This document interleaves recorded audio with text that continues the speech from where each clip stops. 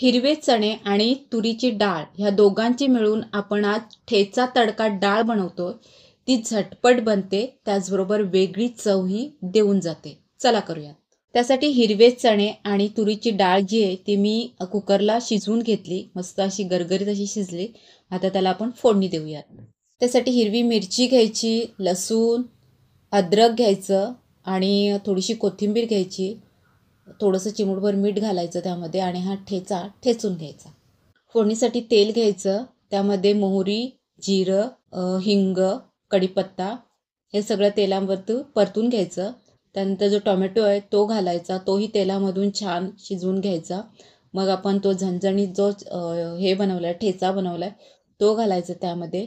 तो परतल्यानंतर आपले नेहमीचे मसाले जसं की लाल मसाला, गरम मसाला, हळद आणि दुसरं म्हणजे हा कांदा लसूण मसाला घालायचा त्यामध्ये.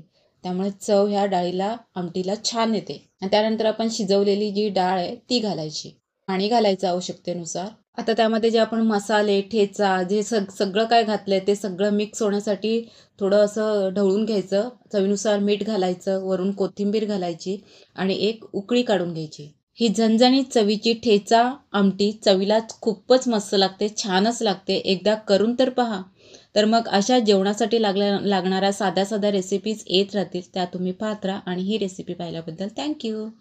आजचा माझा जेवणाचा बेत असणार आहे मस्त असा गरम गरम भात आणि त्यावरती ही छान अशी चविष्ट अशी डाळ.